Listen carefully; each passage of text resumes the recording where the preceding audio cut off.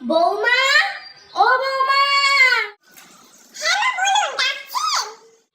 কখন থেকে ডাকছি, কোথায় ছিলে তুমি? আমি তো একটু নিচে গেছিলাম সবজি কাকুর কাছে। দর দাম করে ভালো ভালো লেবু কিনে এনেছি। তা কেমন বুদ্ধি খাটিয়েছো একটু শুনি।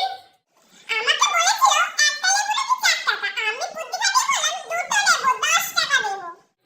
বাবা বাবা বাবা, তোমার কাছ থেকে তো আমি এটাই আশা করি। তুমি কি বোকা গো, তোমার টুপি পরিয়ে চলে গেল, তুমি বুঝতে পারলে না?